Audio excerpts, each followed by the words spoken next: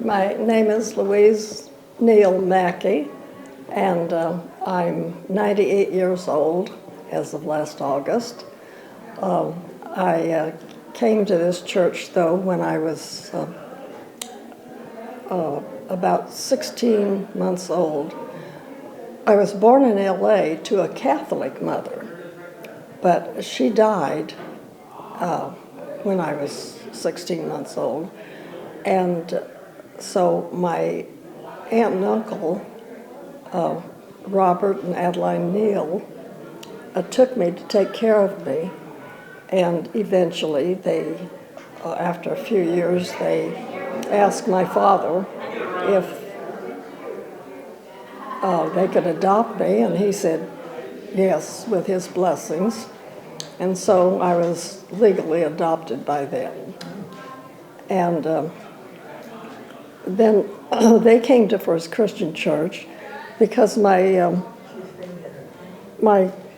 grandfather and grandmother, who were charter members of the 22 charter members. So tell me their names. They were John and Martha Neal. And they, of course, came to this church, and so did my parents. And then through the years, I was in Sunday school all through my whole life, I guess, except for the few times I've been away. Like at school, I was away at school. And then we were transferred to Seattle for my husband's work, and so we lived up there. But when I came back, I came right back to First Christian Whittier, of course. Yeah. And so now you've got children and grandchildren that are still here with us. Yes. With Neela and Michael are still here, and then you've got the others who visit when they're in from out of town. Yes, my son lives here, but he's not much of a churchgoer. In fact, I think he spent most of his time when I brought him to church over at Winchell's Donuts during the service. Yeah, I hear about the unofficial Sunday school class that met over at Winchell's Donuts for a lot of years. Yeah. And my other daughter, Erin, lives in Lake Arrowhead, so she, of course, is never down here. Yeah. But the good things, I think, I do remember was I joined the church and was baptized. I know my Sunday school teacher kind of shoved us all out into the aisle when we were supposed to join the church. We were kind of not knowing whether we wanted to or not. But she got us out in the aisle, and then there was nothing to do but go forward. Then when we were baptized for Reverend Lyndon Levitt and his daughter, Frances, and my good friend Lois Montgomery, who incidentally is the aunt of Larry Knupp. We were very good friends, and we were all baptized together, all at once. The pastor held his arm out, and we were all three on that arm, and we did it all at one time, which kind of precarious because I was on the outside, but it all came out okay and everything was fine. You made it. Made it. I've been going through the history books, and I see a lot of pictures of you in the kitchen preparing a lot of meals, getting ready for CWF banquets and Sunday school class banquets. And, well, we had a terrifically active membership then, and our age group was very much into all of that stuff. So what was your Sunday school class? The Come Doubles. Come Doubles. Mm-hmm. Okay. Well, if you could tell everybody, whoever might watch this tape, what would you have them remember about us? What do you want them to remember about us? I think the wonderful people who have graced this church and our lives. We had terrific Sunday school teachers, people like Ida Crum, who she not only taught Sunday school, she was a choir director, And our first organist was Ruth Hawking, wonderful people who just did so much and contributed so much to the life and happiness of everyone in the church. Okay. And you're a big part of that too. I hope so. You are. Thank you so much. All right. My name's Donna Knupp Smith, and my father brought me to this church the first time he was ever late to a meeting because he had just picked me up. I'm an adopted daughter, and he introduced me to the board of directors. So I was here from day one of my existence, practically, to the current present day, and I'm so grateful. This has been not only a source of solace, but of learning and of friendships, lifelong and generation-long involvement here. And I love the place, of course. I remember, well, many things. Well, starting back a ways, my grandpa, Joseph C. Knupp, was superintendent of Sunday schools for many years, and he appointed my father, S.G. Knupp, to be the worship leader and minister to the junior department worship service. He served that capacity for 37 years, doing age-appropriate sermons, pastoral prayers, choosing the hymns. He recruited my cousin Susie to play piano for the hymns. My cousins Larry and Bob would sit with me out in the little pew section of the worship service setup, and they had Kool-Aid poured in their pockets, the dry stuff, not with water added. And it didn't even have sugar added in those early days, and they dipped their wet fingers into their pockets, and all during my daddy trying to concentrate, they would be doing that puckery stuff in front of him. Let's see, what else? One of the things I remember also from a rather early time was the wonderful teachers we all had and the worship youth leaders that were formed from couples of the adult classes serving in those capacities. A wonderful experience for all of us. One in particular, Geraldine Ellis, was an English teacher, and she taught the Tiny Tots class when I was in it, and walked us from here to Central Park one memorable Sunday so we could see the goldfish in the pond and drink from the adult drinking fountain, not connected to the pond, of course. One other incident that happened at Central Park was my father introduced me to his fellow attorney who was then running for U.S. Senate in 1952. And Richard Nixon met me and said, "I have 2 little girls at home, just like you." Wonderful. I can't remember anything massively distinctive about the last 25 years, but what is apparent to my mind is that we went from a cast of thousands, literally, hundreds attending each Sunday, down to about 40 that we have today. So it's sad, but we must end our ministry because we don't have enough energy to carry on. But we have love in our hearts and our dear memories, always. Oh, Thank you. Thank you for that. Boy, that was just perfect. All right, my name is Betty Jean, and my maiden name was Hibbard, and married name is Kenworthy. And there were so many Bettys that were raised at the same time. I was born in 1924. And so they started calling me BJ because, so I've been BJ everywhere since that. And so when did you come to the church? Well, my parents tell me they brought me at 2. Okay, so 94 years ago, probably 93 years ago. Yeah. And what are some of the many things that you've done here in the way of serving this church over the years? Well, I taught Sunday school a lot of different levels, and I was in charge of the youth group for years, and I sang in the choir. Ran the kitchen for quite a few years. Oh, yeah, I cooked. Yeah. Yeah, for years. For 50 and 100, I mean, it was nothing. Yeah. What else did I do, Carol? You sat I was on busy about all the time. You sat on about every committee, I think, over the years. Oh, yes, yes. You've been, But I was never, ever asked to be an elder, really? really. And I wondered about that through my years, that I wasn't good enough. I think you were too busy doing other stuff. Because it's got nothing to do with you being not good enough. Well, anyway, I wondered why I was never asked, but I never was. And I was never a deacon either, so. But for years, we could only have men, elders, and deacons.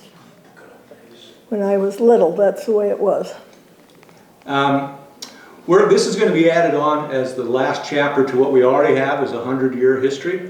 And I know one of the important things for the whole community that's happened in this last 25 years is First Day.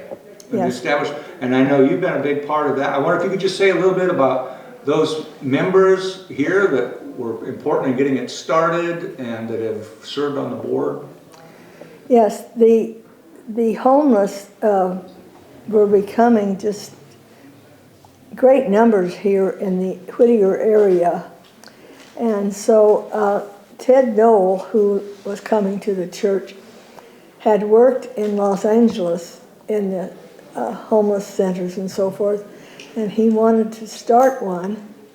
And there was a member of our church that would buy the building for it, and he did.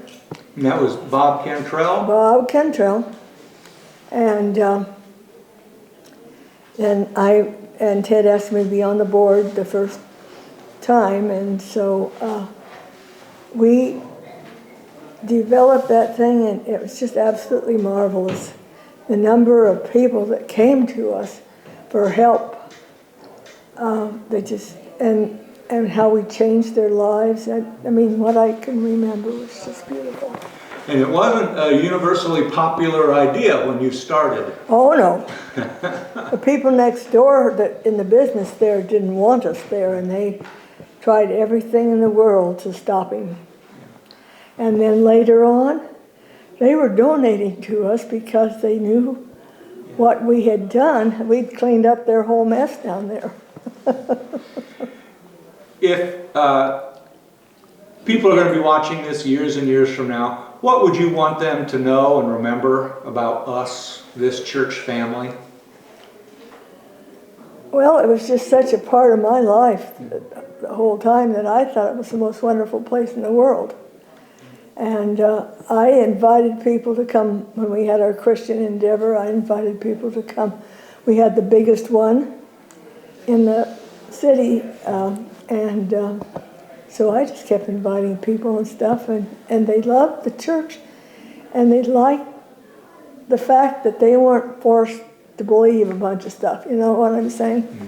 They liked that all they had to do was believe that Jesus was God's Son. Very good. Well, thank you, not only for this, but for everything you've done here for so many years. Thank you. It's been my home. Yeah. Thank you. Thank you. I'm Carol McFarlane. I'm Carol Scarda McFarlane. Okay. And the older I get, the more Scarda I am proud of. I came to this church when I was in the 8th grade. How old are you now? I'm 83 and proud of every minute of it and every gray hair. You came here in 8th grade. 8th grade. After, this was my 9th home here in Whittier. And my father was a successful chemist, and as life went on, we moved from place to place. And this is where we landed. This church, I was invited to this church in the 8th grade by a classmate of mine who happened to be a young man. And he wanted me to come to Sunday school with him. So I decided I'd do that. I've been in churches prior to this one. But his parents met my parents, and they invited my parents to this church. And we did this as a family. I had a younger sister, and this has been my life. I've been here since I was in the 8th grade. And I'm a couple of years older than that now. But this church has been my rock and my soft place and my place where I could be myself. I didn't have to pretend to be somebody that I wasn't. And people have tolerated me through the years. You've tolerated a lot of us, too. Well, it hasn't been hard.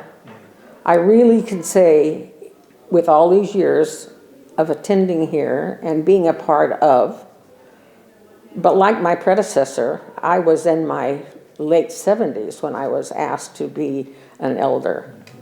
And that's the first thing I thought about when Betty Jean was talking. I was shocked. And I was honored to be an elder for a number of years. But when life away from here got really tough, it was these people and this place that I knew I could come to in either good times or bad. And that's it. And this last 25 years, I've worked here for 10 years. I've retired from my job with the county, and I was retired one day because the pastor at that time asked me when I was going to retire, and would you please come to work for us? So I spent 10 years doing the books around here with the help of others. But it's going to be different to move on from here. But this land and this place was purchased for a reason, was occupied for a reason, and it's all to the glory of God, Jesus Christ, and the community in which they serve. Yeah.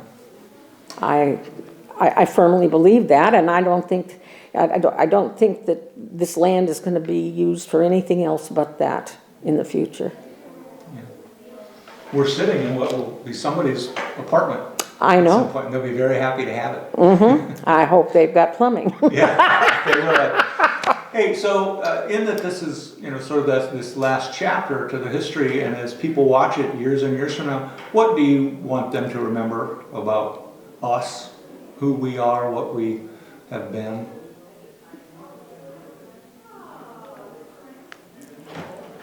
That we're a kind, gentle group of people, reaching out to others, reaching out to people that aren't like us, that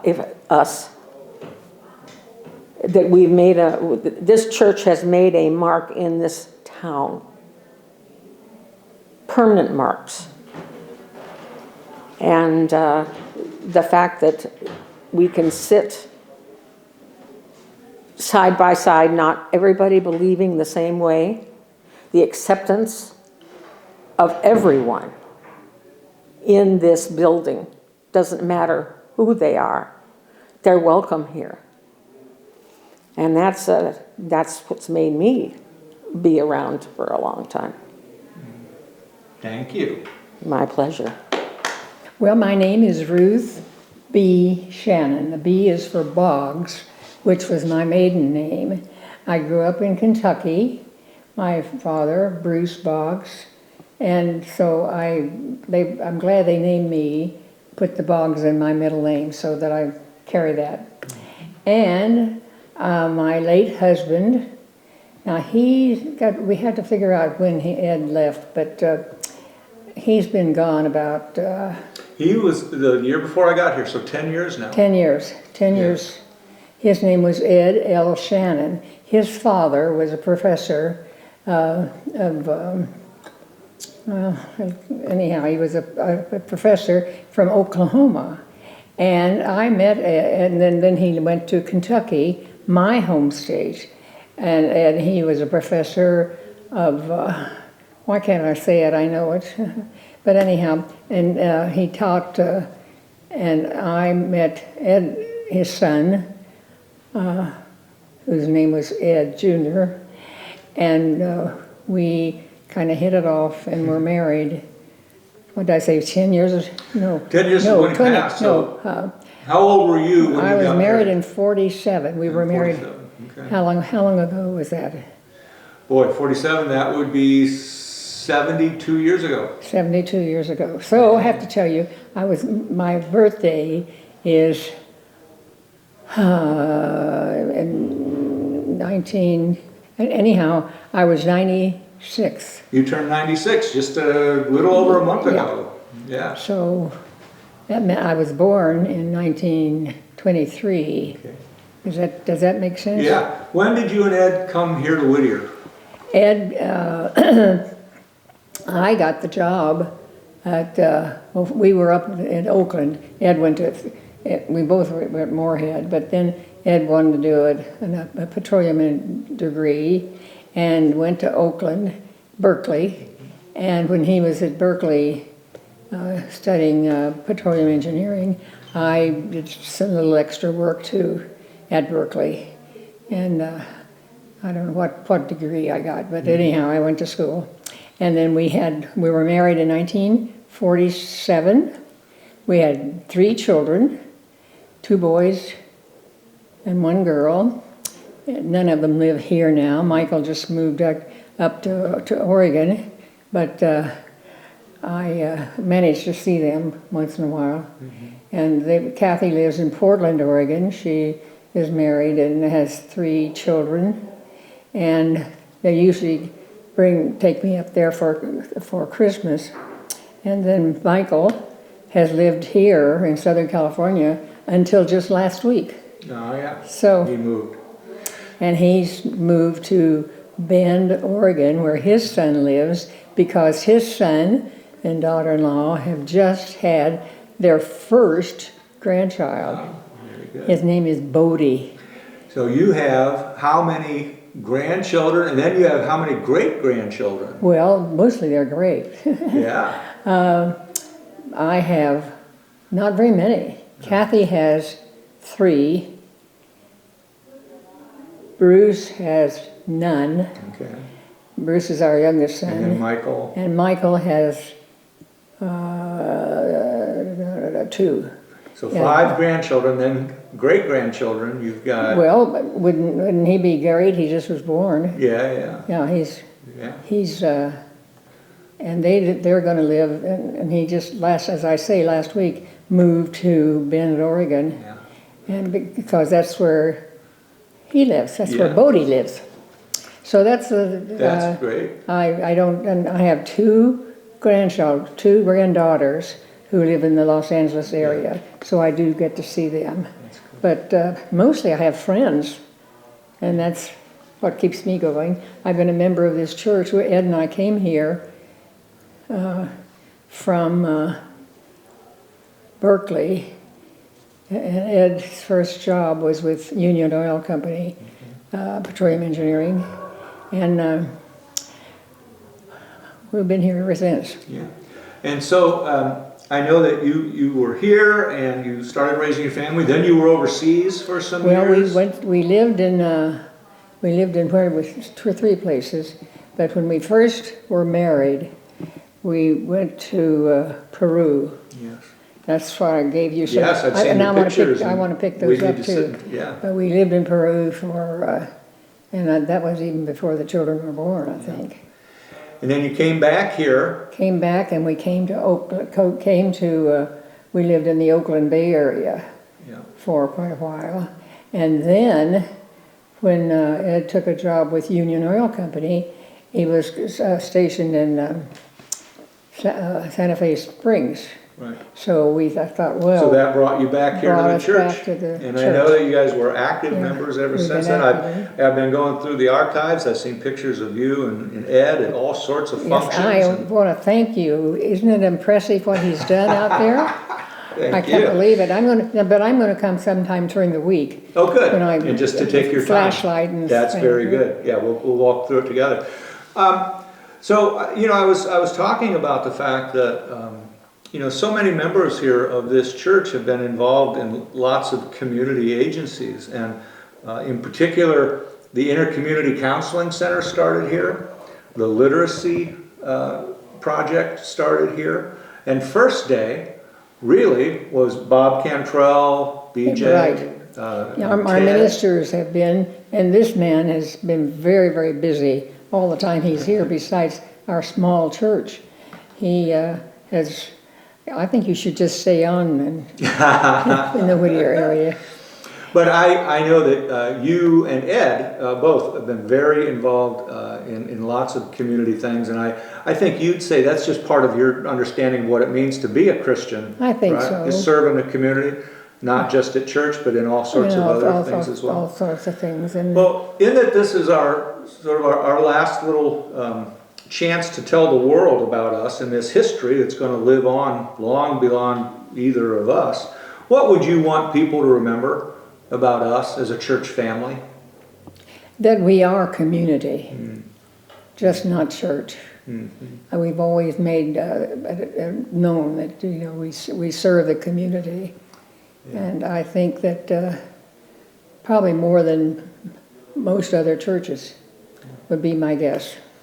So we've taken care of people that were never That's part right. of the church. Yeah. Yeah, I think that's a, And boy. we have a minister who likes to do that.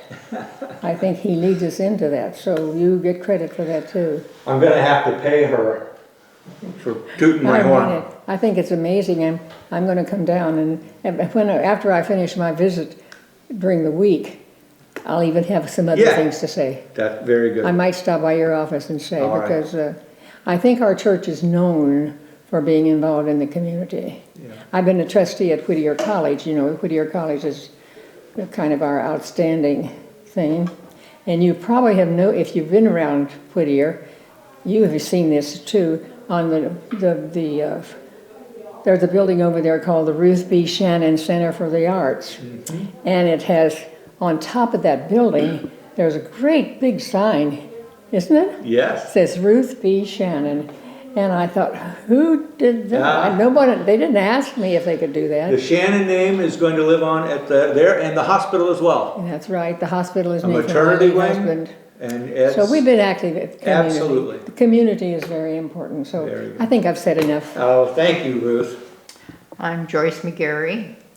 I live in Whittier. Been here how many years now? Since, 1961. That's when you moved to Whittier? Yeah. Okay. and we chose this because there was another church here, Disciples Church, but it was smaller. And the church we came from was small, and it seemed like every Sunday he was asked to get up and do something, deacon or something, and I had to teach the little kids or something. So we came to this one because it was bigger, and we wouldn't have to do that all the time. I'm not Yeah, kidding. well, no, that's that was okay. it. So you came from another disciple church before Oh yes, this? oh yes. Where were you before this? Morningside Park Christian. Okay. All right. Well, I know you might have done a little less than you did before, but we've kept you pretty busy while you've been here too, haven't we? Oh yes, I worked with the toddlers for a while, and I guess that was mainly down with the children's department. And he's deacon. You would have been a deacon all those years. I think about 60. Yeah. It'd be interesting to try to count how many times you've served communion then over the years. You need a calculator. Yeah. Yeah. So, kids baptized here? Well, I have something I wrote. I wanted to go in the church messenger, so I put it on the desk in there. Okay. Yes, all 4 baptized here. 2 were dedicated here, our 2 youngest. And actually we had 2 granddaughters baptized here too. And we had our 3 youngest children married here and 1 granddaughter married here. So it's been some good memories Absolutely. and some good times out with the kids and what they did out there in the classes. I remember one little girl we had was born without any thumb on one hand. And the doctors managed to get this finger turned around so she could hold on to something. Otherwise, I was afraid every time she went down the slide or wanted to swing that she might not have the grip that she should have. It was interesting, but I don't know where she is now. I hope she's all right. Yeah. Well, that's amazing what they were able to do. Yeah, back then. Yeah. But it was a full church and a very active youth group. What Sunday school were you a part of? Were you always at Deskins? No, the Adventures. The Adventurers. And there was a new one too. We saw a picture in there. One Was of it Come Doubles or no, Home Builders? no. There's so many different. There were so many Sunday new school ones. class Mhm. groups. And then, I don't know what happened to all the people though. Yeah. They moved away. I think that was it. You know, they were young, getting married, moving out, and jobs were being moved out too, and they were graduating from college and moving out. So that started a lot of them moving out. And then every time they built new homes, people were just gone, moved out. You've seen a lot of changes to the community, to Whittier, over those years, I'm sure. Yeah. Yeah, you have. Yes, well, I'm George McGarry.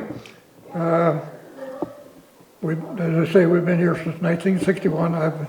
I'll be 86 November the 20th.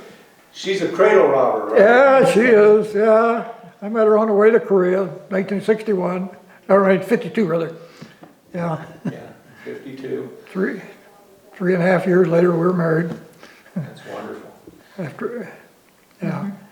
Well, as you think about the idea that this video is going to live long past any of us, it's going to be our chance to sort of remind people about what was so special about this place for so many years. What do you want people to remember about us?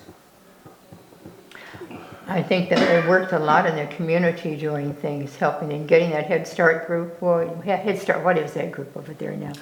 Well, there's the literacy. The TED started. First day? First day started. Yeah.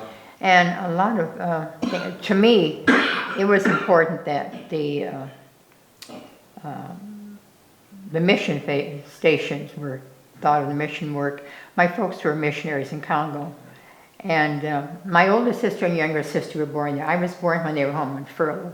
But my other sisters are American Africans.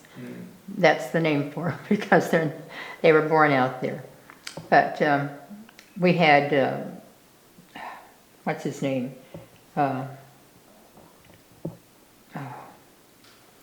We sent a couple missionaries. Yeah, Davis was one. Davises were the first one, and they were friends with my sister and her husband when they went out. My older sister went as a missionary too in Congo. And I went back there in '88 when they had a group that went back, and with my sister and a bunch of them. And fantastic to see where I used to be. You guys, you've been to some of the Academy of Music for the Blind concerts, have you? We While you've have. been here? Right. That amazes me. Yeah, It just amazes me that they can do that. and they're moving over to the Baptist church now. Good. So that's They've gonna got a move place, along. yeah. George, what do you want folks to remember about us? Well, the relationships, that's a key. I think that that's one thing that we're kind of lacking in America, that people are not going to church. I think it's very important to do that. And I think the thing that I would like to see happen is we do some texting back and forth, becoming closer relationships with people. I think that's extremely important. It's so important to us for, well, we're 64 years. She's put up with me. And the relationship with the friends we've gained over the years, very important. Yeah. And I think church is, I think children today need to set their cell phones off and come to church and build a personal relationship with each other. There you go. Anything else you want to add? I don't know. You just remember that when they come back and see you and everything, that move, because a lot of them move away because they have to with business and everything. But it's just, it's good to see them come back. Yeah. And I need to find out where Jeremy is so I can go see him. Very good. He was one of my kids. All right. But it's good, and our grandkids don't go to church much, but our kids still go some, so it's good. Okay, my name is Roberta Ivy. I was born Roberta Bisak. We came to California when I was about 3 years old in 1940 or 41. My grandmother, Sophie Bisak, had already been a member at this church and was a member of the Berean class. And so naturally we just started coming to this church. I don't remember those years. My memory is more of about 5 or 6 years old. And we were meeting up on the 3rd floor, Sunday school classes up on the 3rd floor. And so I spent my whole youth here up through junior high and high school. I was around when they built the youth building. I was in high school, and all of us in high school were so excited to have our own place. We had parties there, we had sleepovers there, and it was just our own place to be. And that was the happening youth place in the whole region. It was, and there was, There yes. were gatherings for the whole region. Right, and that went on for quite a while, even after I was probably even in college. They had the coffee house there and all of these meeting places of people that, I didn't even know at that time. But yeah, that was a big deal for us to get our own place, and it was not approved of for us to have dances over here in the Newman Hall, and so we were able to have actual dances because that was no longer actually in the church. Yeah. Then I also was around when they built the children's building. My father, along with David Hilberg, were 3rd grade Sunday school teachers, both in this building and once they moved over to the 2nd floor corner spot over in the children's building and taught Sunday school there. I also taught Sunday school in the 1st and 2nd grade right next door in the children's building for about 8 or 9 years. My husband and I got married in 1967. Forgot to mention I'm 82 years old right now, and we've had a couple of years ago actually had our 50th anniversary at this church. So after we got married, and then 6 years later our daughter was born. She was dedicated at that time, and then she got baptized when she was 12 years old. I think Carrie Reed was the one that baptized What year her. would that have been? Like sometime after 72? Yeah. Yeah. I think he came in 72. Yeah. Anyway, I was baptized back when I was 12 years old, and my parents were also baptized. All 3 of us got baptized by Rush Deskins on the same day. They had probably been baptized as children in their churches because they came from church families, but they had never been immersed. A believer's baptism. Right, yeah. right. So the 3 of us all were baptized, and that was by Rush Deskins.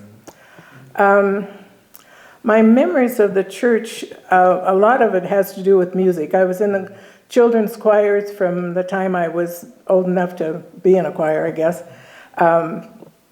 back even before Gene Riddle was here, but part of that was Gene Riddle.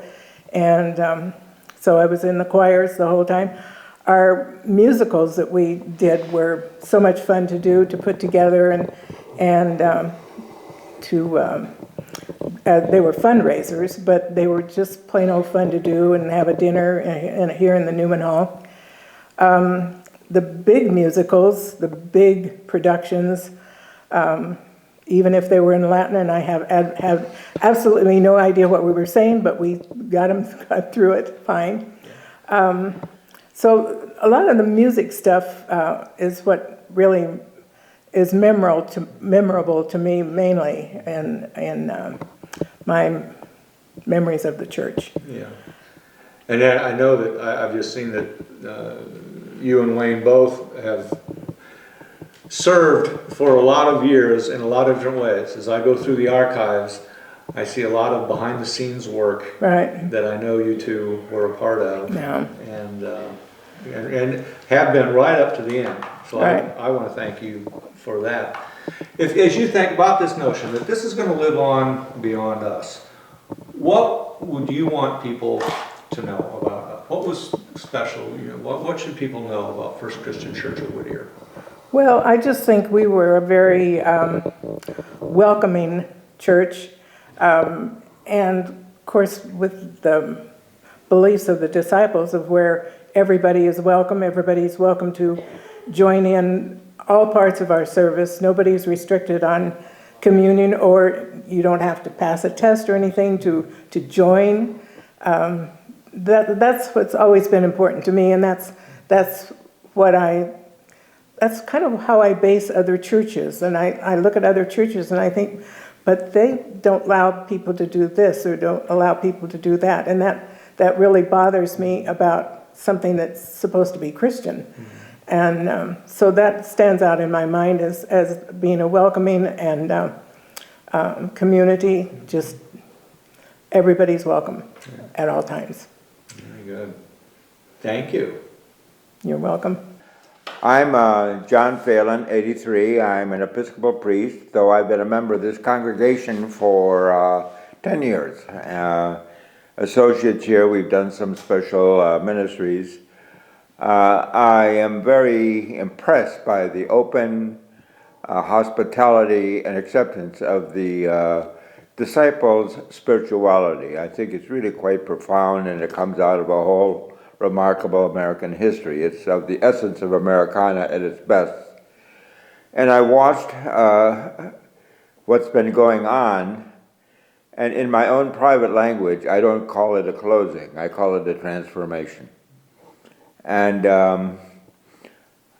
today, as we were celebrating our luncheon, I asked myself, is there grieving that must happen? And perhaps there is some, but there is more than that, a transformation to a new ministry in this place. And I believe that the congregation, with tremendous courage and good leadership on the part of the pastor, has been able to capture that vision and now grind this into the ground. And I've done a lot of special interim ministries with churches in transition, if you will. Here has been a repurposing of a vision to address a need for the next 50 years, let's say. It's been a commitment of the resources and worth with a real sense of heritage, a real sense that the enterprising energy that enabled this marvelous building to be built to now become the energy that their children and grandchildren are exercising in repurposing the use of this place for a needed ministry today. And so if there is sadness, it's not a sadness at the end of a box canyon. It's a sadness that's transformed by joy and knowing that we have a mission to perform, and a conviction that 50 years from now, this may be repurposed again, and it will become a continuing ministry in the name of Christ to the Whittier community. Oh, thank you for that, John. If you would, with the idea of this living beyond us, what do you want people to remember about us? I think I want them to remember mostly the open acceptance, the graciousness, the tolerance of very different points of view at times, but a very definite spiritual solidarity among the people here that is, yes, maybe nurturing, and I almost don't want to use the word inward looking, because if they're in a circle, they're looking outward and not just inward to themselves and what they have done with this community. The fact that for the past 2 to 3 years, with the right leadership, they've opened this place to the community. 30 and 40 groups meeting here, all kinds of things going on the basis of some integrity of what people can or cannot afford. So I think that is an illustration and now a symbol of the kind of open hospitality and spirituality that is of the essence of the disciples' tradition, and that, I trust, is what will be remembered here. I'm Larry Knupp. This is my wife, Jackie. My family, the Knupp family, came here, moved to Whittier in 1908, and my grandfather joined the church at that time. Later on, my mother's parents moved from Alberta, Canada, in I think about 1920, and they joined the church at that time. And what were their names? What was the... Montgomery. Montgomery. And my father and mother met here as teenagers, were ultimately married here. Jackie and I were married here. So we've been around a long time. I was dedicated in this church in 1940, born in 1940. Been a lifelong member of this church, except for a little time we were in Oakland when my dad was overseas in World War II. My granddaughter has gone to this church, so we have 5 generations of my family that have been members of this church. Jackie, you always make sure that I remember and that other people remember that if this place should ever come down, and it won't in our lifetimes, that there's one piece of this church in particular that you want to be sure is preserved and lives at your house. Would you tell us what that is? There's a pole in Newman Hall, and I was standing leaning against the pole when this guy came up to me and said, "Could you have this dance with me?" And it was our youth group Halloween dance in Newman Hall. And so I did have that dance and all the rest of the dances the whole night. And I actually went home that night and had to ask the people in the car what his name was. He said, "Let me introduce myself," and asked me my name. And I was so shy, I couldn't ask him what his name was. So it was 3 days later before I found out what the name of this guy I danced all night with. This was a Christian Youth Fellowship Halloween party in 1956. And a dance and that's Yeah. wonderful. So your parents met here as teenagers, and then you met here as teenagers. That's correct. That's great. My parents were members of the Crown Heights First Christian Church in Oklahoma City, and so that's where I was. And when I was 8 years old, we moved to Whittier because my grandmother had a medical problem, and she was a member of this church, and so automatically, the first week we came out here, I started coming to the youth group. Well, in the youth group, I was too young. I was only 8. So I came. Shirley and Harry White were my Sunday school teachers, and they made sure I came to everything, because otherwise I would have just hidden in a closet somewhere. I was very shy. Yeah. And Well, I've assured Jackie that we can't take that pole out because it's holding up the sanctuary. So otherwise, she'd be carrying it home in her purse. yes, I would. Well, a little bit, but I'd put it in the yard and have it hold up a piece of. It'd make a nice base for a birdhouse, or Yeah. right. It would be great. Well, as I said before, this thing is going to live on, and generations and generations down the line, there'll be a copy of it at the museum. If somebody's looking at who were those people there at First Christian Church, what would you have them remember about us? Well, Harry and Shirley White were the two that pulled me in. They made sure I came to everything. Otherwise, I would have, like I said, hidden in a closet somewhere because I was too shy to even say hello to anyone. And then when I met him, he asked me to everything that was here. And on Sunday evenings after our youth group met, because that's when we met, he always took me back to his folks' house, and then he and his dad went in the kitchen and they made sandwiches for all of us. And we watched the Rawhide, or it was a Western on TV. And so we ate and watched an hour of television, and then he took me home, which was all the way around the block, about 2/3 of the way down. Very good. I would like people to remember that this was a strong community of faith. Yeah. I think it did a great deal of good in the community. And I hope that the people attached to it, while we may spread or in separate ways, will continue to carry on that faith. Boy, that's a really good, well, I'm going to consider that a prayer and say amen to that. Well, thank you both. I've said to some others, because I know you guys have done a lot of work over the years. Well done, good and faithful servants. Thank you. Yeah.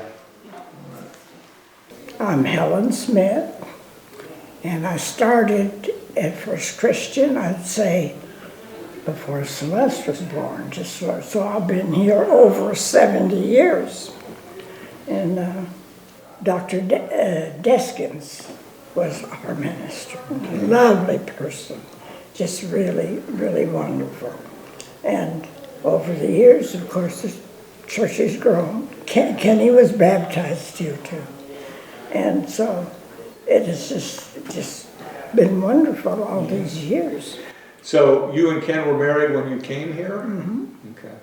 And then he was baptized here? No, actually, he was baptized in the Baptist church. Oh, okay. And I was before we came here. Okay, all right. But, of course... And Rush Deskins was the pastor then? Mm-hmm. I came to Whittier in 45. And of course, I spotted this church right away. And it was, I thought, well, now that's church. So it's, we decided to come to join when, just before Celeste was born. So it's been here ever since. A lot of ministers, and we've enjoyed it. It's really grown. And how about you, Celeste? So how long after they came then did you come onto the scene? Well, I was born in 49, Okay. so it's the only church I've ever known. I still remember Dr. Deskins was the first minister I remember. We even walked his Sunday school class to his house, was real close to here when his wife had broke a hip or something. It was a home in a hospital bed, and we all took her flowers and walked over from our Sunday school class from here. But it's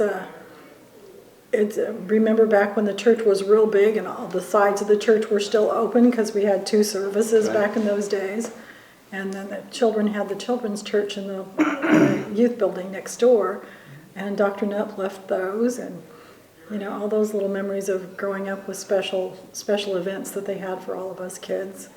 One summer we all got train tickets, and they had a new missionary from every country that came each Sunday to tell us about where they were, and we had our tickets punched and all that. So they had a whole lot of really nice things for us.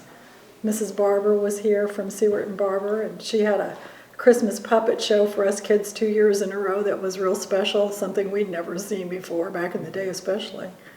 So just a lot of fun memories. That's great. My grandparents went here. My great-grandmother was here for a while. Oh, really? Mm-hmm. Wow. Multi-generations. Mm-hmm. Yeah. Well, as I say to different people, this is going to live on past any of this, and if we're lucky, it'll live on even past the building, because it's going to be saved electronically in the cloud so it won't degrade the way a lot of the other things that we hang on to. So if you were going to say something about us, to just let people know, who were those people at First Christian Church? What would you want them to know about us? Well, we had a lot of workers in the church that it's what built a lot of this church. Was people did, well, they used to do all the repairs and from electrical to painting, and people really worked. They were hardworking, and it's grown, and you can't imagine that we had both sides of the church that was full of people on special days. They had to open up both sides. Yeah. And we had a choir that was wonderful. You would have loved being in it. They had wonderful voices.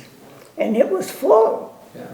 You can't imagine it being vacant now. Yeah. But it's unbelievable how it has gone so. The difference then to now. Yeah, so it was just unbelievable that Whittier, as big as it is, doesn't have more people. Yeah. Well, there's not that many church people anymore, with the young people are not going to church. Yeah. Because now, instead of having mom at home while dad works, now both are working, and all they've got's the weekend to look after their houses and their errands and their kids, and they don't find the time for church, which seems a shame. Yeah. It's kind of the world we live in, but it's a shame.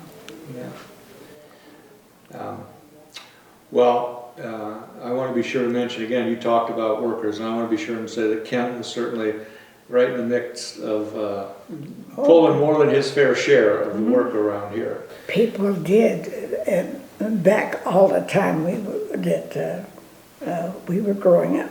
Well, we were young when we started out here, and it's amazing that if people needed painting or needed repairing or electrical, there was always somebody that could do it, you know. And so women as well as men were very active with the work. And it makes a difference. It makes a difference. Well, thank you both for all that you've done, carrying the load for all these years. So we'll catch it on tape. Well done, good and faithful servant. Thank you. Well, we've slowed down. Well, that happens. We've got slow. Oh. So, but that's life. Yeah. Very good. We got it. All right, thank you. Thank you both.